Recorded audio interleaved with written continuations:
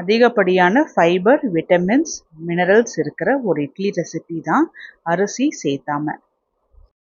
நம்மளோட சேனலில் அரிசி சேர்த்தாம தான் நான் ரெசிபீஸ் அப்லோட் பண்ணிகிட்ருக்கேன். ஸோ வெயிட் லாஸ் பண்ணுறவங்களுக்கா இருக்கட்டும், டயபெட்டிக்ஸ் பேஷண்ட்ஸாக இருக்கட்டும் ரொம்பவே ஹெல்ப்ஃபுல்லாக இருக்கும். இன்றைக்கி 1 டம்ளர் நான் முழு கோதுமை தான் எடுத்திருக்கேன். முழு கோதுமை சாப்பிட்றதுனால நமக்கு நல்ல ஒரு எனர்ஜி கிடைக்கும். இதில் அதிகப்படியாக ஃபைபர், விட்டமின், மினரல்ஸ் இருக்குது. இது கூட நம்ம சேர்த்த போகிறது உளுந்து. 1/2 டம்ளர் கருப்பு உளுந்து தான் எடுத்துக்கிறோம். உளுந்தில் ஃபைபர், மெக்னீஷியம், பொட்டாசியம் இருக்கிறதுனால ஹார்ட் ஹெல்த்துக்குமே ரொம்ப நல்லது. 1 டீஸ்பூன் வெந்தயம். வெந்தயம் உடம்புக்கு நல்லாவே குளிர்ச்சி கொடுக்கும். அது மட்டும் இல்லாமல் ஃபீடிங் மதர்ஸ்க்கு பால் செக்ரீட் பண்ணுறதுக்கு ரொம்பவே ஹெல்ப்ஃபுல்லாக இருக்கும். இதை 3த்தையுமே தண்ணி சேர்த்து ஒரு 3 முறை நல்லா கசக்கி க்ளீன் பண்ணிடணும். இது 3மே நல்லா முங்குற அளவுக்கு தண்ணி ஊற்றி 8 மணி நேரம் ஊற வச்சிடலாம். 8 மணி நேரத்துக்கு அப்புறம் கோதுமை, உளுந்து, வெந்தயம் இது 3மே நல்லா ஊறி வந்திருக்கு. தண்ணியிலிருந்து வடித்து எடுத்துட்டு இதை மிக்ஸி ஜாரில் மாற்றிடலாம்.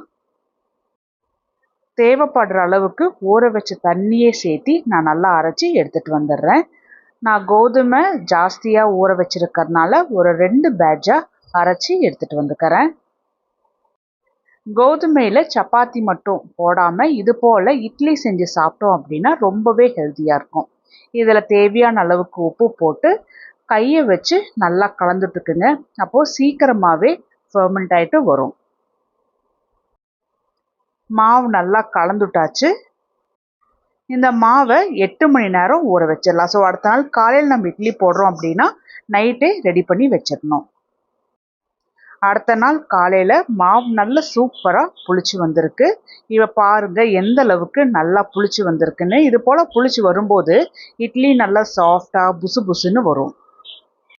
இதில் மெயின் ட்ரிக்கே என்ன இருக்குது அப்படின்னா நல்லா புளிச்சு வந்த மாவை நல்லா கலந்துடணும். அந்த மாவை மேலோட்டமாக எடுத்து இட்லி போடாமல் கீழே உள்ள மாவோட சேர்த்து நல்லா முழுமையாக கலந்துட்டணும். அந்த மாவில் தான் இட்லி போடணும்.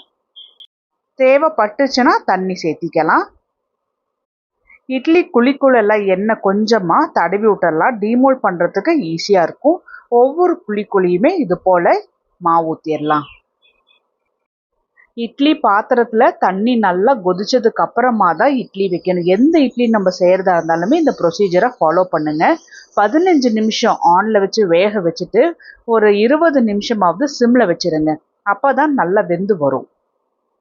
கடாயில் 1 டேபிள் ஸ்பூன் நல்லெண்ணெய் ஊற்றி எண்ணெய் சூடான உடனே 1/4 டீஸ்பூன் ஜீரகம், 1/4 டீஸ்பூன் உளுத்தம்பருப்பு, 1/4 டீஸ்பூன் கடலைப்பருப்பு, காரம் தேவையான அளவுக்கு வரமிளகா. நான் 4 வரமிளகா சேர்த்திருக்கேன். இது கூடவே 8 பல்லு பூண்டு, 15 சின்ன வெங்காயம் மீடியம் டு ஹை ஃப்ளேமில் வச்சு இது எல்லாத்தையுமே நல்லா வதக்கி எடுத்துக்கணும். அப்பப்போ நல்லா கலந்துட்டு பூண்டும் வெங்காயமும் நல்லா வதங்கி வந்த உடனே ஒரு கை நிறைச்ச கருவேப்பிலையை போட்டுடலாம். இது போல் சட்னி செய்யும் போதெல்லாம் கருவேப்பிலை சேர்த்துக்கிட்டோம் அப்படின்னா முடி நல்லா வளரும். குழம்புல நம்ம சேர்த்தும் போது ஒதுக்கி தான் வைப்போம். அதனால் இது போல் அரைக்கும் போது சேர்த்திக்கலாம். இது கூடவே 3 நார்மல் சைஸ் தக்காளியை 4ஆக கட் பண்ணி போட்டிருக்கேன். ஆரம்பத்தில் தக்காளியை நல்லா இது போல் கலந்துட்டுட்டு தேவையான அளவுக்கு கல்லுப்பு, 1/4 டீஸ்பூன் மஞ்சள், 1/4 டீஸ்பூன் பெருங்காயத்தூள் போட்டு நல்லா கலந்துட்டுறணும்.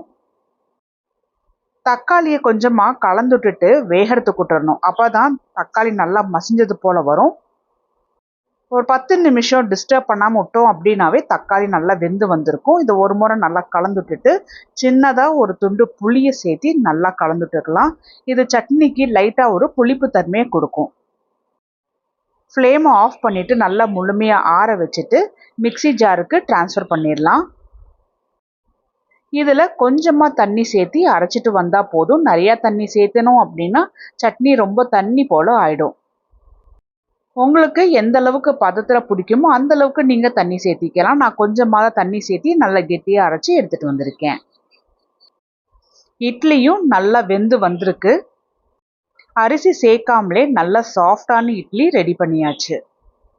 இது கோதுமையில் செஞ்ச இட்லிங்கிறதுனால இதில் பி விட்டமின்ஸ் இருக்கும். அதாவது B1, B2, B3, B6 and E இருக்கும். அது மட்டும் இல்லாமல் அயன், மெக்னீஷியம், ஜிங்க், ஃபாஸ்பரஸ் இருக்கும். வெயிட் லாஸ் பண்ணுறவங்களுக்கா இருக்கட்டும், டயபெட்டிக்ஸ் பேஷண்ட்ஸ்க்காக இருக்கட்டும், ரொம்ப ஒரு அருமையான பிரேக்ஃபாஸ்ட் ரெசிபியாக இருக்கும். இதை நீங்கள் டின்னருக்கும் எடுத்துக்கலாம். நம்ம சேனலில் வெயிட் லாஸ் பண்ணுறவங்களுக்காகட்டும் இல்லை டயபெட்டிக்ஸ் பேஷண்ட்ஸ்க்காக இருக்கட்டும், protein and fibre rich recipes தான் போஸ்ட் பண்ணிகிட்ருக்கோம். நீங்கள் வெயிட் லாஸ் பண்ணிருக்கீங்க இல்லாட்டினா டயபெட்டிக்ஸ் இருக்குது அப்படின்னா இது போல் உணவுக்காக வேண்டி நம்மளோட சேனலை சப்ஸ்கிரைப் பண்ணி வச்சுக்கோங்க.